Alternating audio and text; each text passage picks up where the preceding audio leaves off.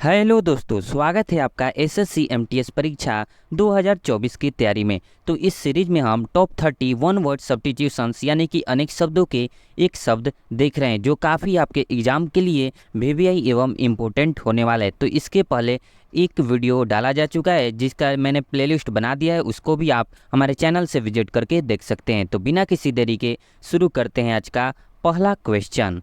जी हाँ, आपका पहला सवाल है having a consistency that does not easily yield to pressure। जी हाँ, having a consistency that does not easily yield to pressure यानी कि इसको एक शब्द में हम कहते हैं फार्म यानी कि अटल, यानी कि एक ऐसा निर्णय। जी हाँ, having a consistency that does not easily yield to pressure यानी कि एक ऐसी स्थिरता, एक ऐसा स्थिर भरा ऐसा निर्णय जो आसानी से बिना जी हाँ दबाव में भी आकर वो जी हाँ आसानी से दबाव में नहीं डाला जा सकता है। जी हाँ, वो दबाव में वो निर्णय आपका नहीं दबे उसे हम अटल कहते हैं। जी हाँ, फार्म यानी कि अटल, जो अपने निर्णय पर अटल रहते हैं यानी कि टले रहते हैं उसे हम कहते हैं अटल, फार्म। तो इसका राइट आंसर हो जाएगा फार्म। सभी क्वेश्चन एसएससी के एग्जाम्स के पीवाईक्यू हैं तो काफ़ी इंपॉर्टेंट हो जाते हैं, काफ़ी ध्यान से देखिएगा। और इसका पीडीएफ आप हमारे टेलीग्राम चैनल से जुड़कर ले सकते हैं जिसका लिंक मैंने वीडियो के डिस्क्रिप्शन बॉक्स में दे दिया है। और वीडियो को एक लाइक दोस्तों जरूर करें और वीडियो को दोस्तों में भी जरूर शेयर करें। जी हाँ, नेक्स्ट क्वेश्चन है copying someone else work and trying to submit as your own.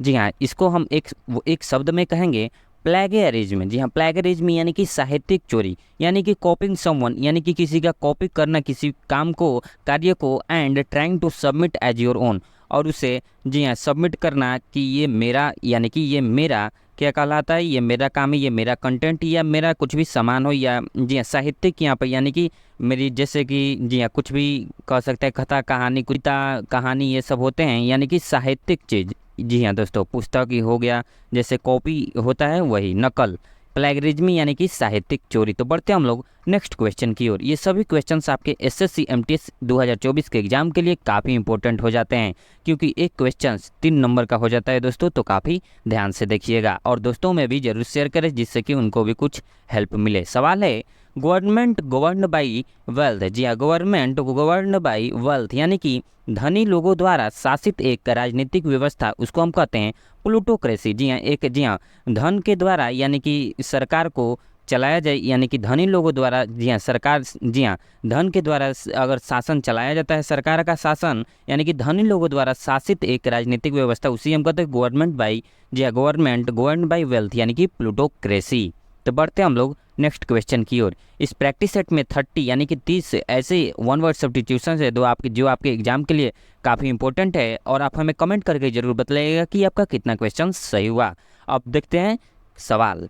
A person who enjoys doing dangerous things in a way that other people में थिंक इज स्टूपिड। जी हाँ दोस्तों, तो इसको हम एक वर्ड में कहेंगे डेयर डेविल यानी कि साहसी। A person who enjoys doing dangerous thing. जी हाँ, एक ऐसा व्यक्ति जो किसी भी चीज़ को जी हाँ डेंजरस थिंग्स को करता हो इन अ वे डैट अदर पीपल में थिंक इज स्टूपिड, यानी कि दूसरे लोग सोचते हैं कि ये स्टूपिड वाला काम है, लेकिन जो ये करते हैं ऐसे व्यक्तियों को कहते हैं डेयर डेविल यानी कि साहसी व्यक्ति, साहसी कहलाते हैं। तो बढ़ते हम लोग अगले क्वेश्चन की ओर।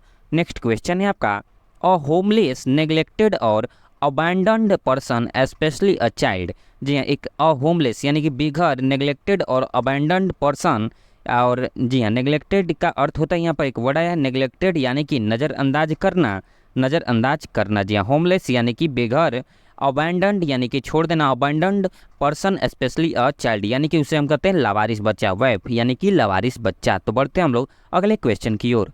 नेक्स्ट क्वेश्चन है कैपेबल ऑफ बीइंग बेंट और पुल्ड इनटू डिफरेंट शेप्स। जी हाँ, आकार देने या मोड़ने में सक्षम हो उसी हम डक्टाइल कहते हैं, यानी कि डक्टाइल इसका राइट आंसर हो जाएगा। कैपेबल ऑफ बीइंग बेंट और पुल्ड, जी हाँ जिसे मोड़ा जा सकता है, जी हाँ मोड़ा जा सके और उसका आकार बदला जा सके, इनटू डिफरेंट शेप्स यानी कि डक्टाइल, आकार देने या मोड़ने में सक्षम। तो देखते हैं नेक्स्ट क्वेश्चन।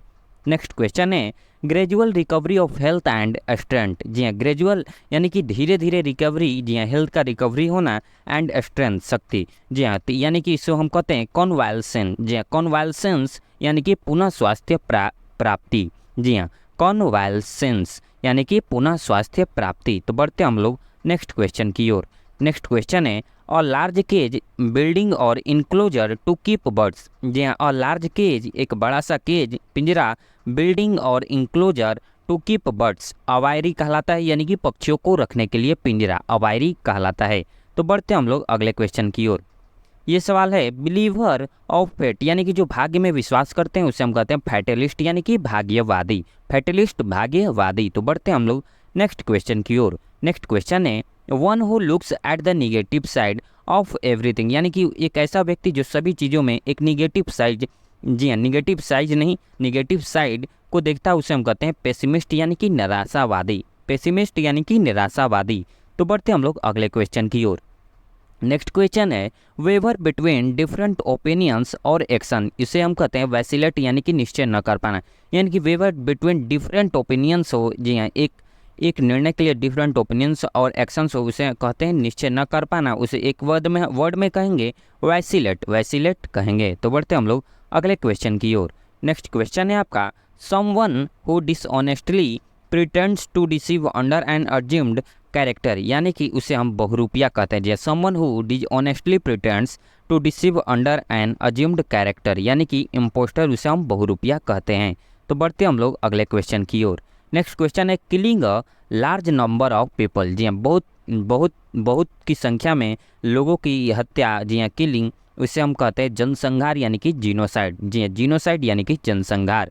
तो बढ़ते हम लोग नेक्स्ट क्वेश्चन की ओर। नेक्स्ट क्वेश्चन है a person who kills somebody, a person who kills somebody specially for political reason, जी हाँ पॉलिटिकल रीजन के लिए किसी व्यक्ति, जी हाँ एक ऐसा व्यक्ति जो पॉलिटिकल रीजन के लिए किसी की हत्या करे उसे हम कहते हैं एसेसिनेशन, ये पूरा वर्ड होता है हत्यारा, यानी कि एसेसाइन यानी कि हत्यारा, इसका पूरा वर्ड भी होता है एसेसिनेशन यानी कि हत्यारा, जो कि पॉलिटिकल रीजन से जो किसी की हत्या करते हैं उसे हम कहते हैं एसेसिनेन, जी हाँ एसेसिन यानी कि एसेसिनेशन, ये पूरा होता है, यहाँ पर शॉर्टकट में है, जी हाँ SSN, जी हाँ SSN, इसको ट्रिक से याद कर सकते हैं SSN यानी कि हत्यारा। तो बढ़ते हम लोग अगले क्वेश्चन की ओर। नेक्स्ट क्वेश्चन है a group of worshippers, a group of worshippers, worshippers का अर्थ होता है दोस्तों उपासक, यहाँ पर लिख दे रहा हूँ, काफ़ी बढ़िया वर्ड है उपासक, उपासक यानी कि इसको हम कहते हैं, यानी कि अ ग्रुप ऑफ वर्शिपर्स यानी कि धार्मिक सभा होती है, कॉन्ग्रेगेशन यानी कि कॉन्ग्रेगेशन यानी कि धार्मिक सभा।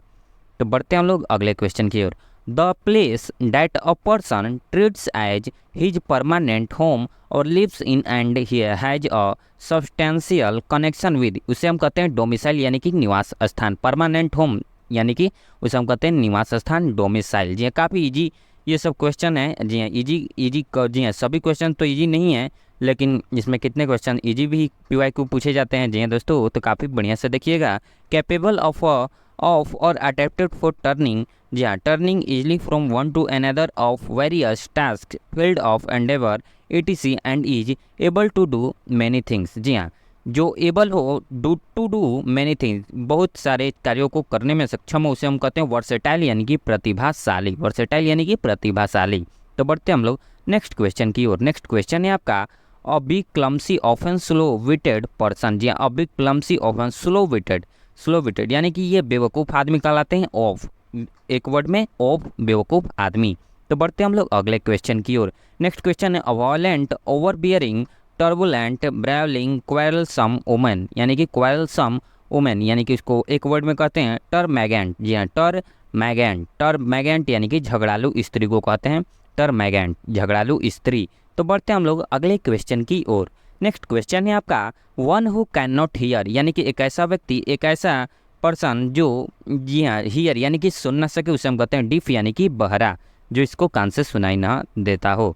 तो नेक्स्ट क्वेश्चन है कॉजिंग और वांटिंग टू कॉज हार्म और एबल टू समवन, यानी कि किसी का बुरा चाहने वाला, उसे हम कहते हैं मेलवोलेंट, जी हाँ मेलवोलेंट यानी कि बुरा चाहने वाला, जी हाँ मेलवोलेंट यानी कि बुरा चाहने वाला। नेक्स्ट क्वेश्चन है आपका कॉजिंग और एंडिंग इन डेथ, उसको हम कहते हैं फैटल यानी कि घातक, कॉजिंग और एंडिंग इन डेथ। तो बढ़ते हम लोग अगले क्वेश्चन की ओर। नेक्स्ट क्वेश्चन है a formal agreement between two और मोर नेशंस और पीपल्स, जी हाँ दो नेशन और पीपल के बीच में होने वाले एग्रीमेंट को उसे हम कहते हैं पैक्ट यानी कि समझौता, पैक्ट यानी कि समझौता उसे हम कहते हैं। तो बढ़ते हम लोग अगले क्वेश्चन की ओर।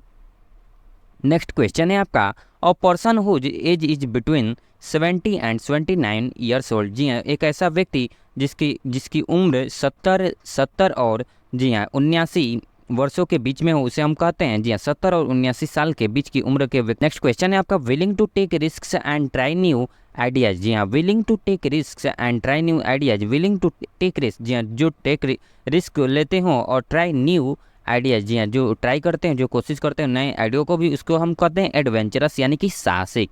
एडवेंचरस यानी कि साहसिक। तो बढ़ते हैं हम लोग अगले क्वेश्चन की ओर। नेक्स्ट क्वेश्चन है, to move travel back and forth frequently, यानी कि जी हाँ बैक एंड फोर्थ, जी हाँ बैक एंड फोर्थ फ्रीक्वेंटली यानी कि आगे पीछे चलना या फिरना, आगे पीछे चलना या फिरना, उसको कहते हैं शटल। जी हाँ शटल यानी कि आगे पीछे चलना या फिरना, चलना घूमना फिरना, आगे पीछे चलना फिरना। जी हाँ, नेक्स्ट क्वेश्चन है, someone who lives in solitude. जी हाँ, जो कोई अकेले में एकांत में रहना पसंद करते हैं, जी हाँ रहते हैं, उसे हम कहते हैं एकांतवासी यानी कि रिक्लूज। जी हाँ, someone who lives in solitude, जो एकांत में रहते हों उसे हम कहते हैं रिक्लूज यानी कि एकांतवासी।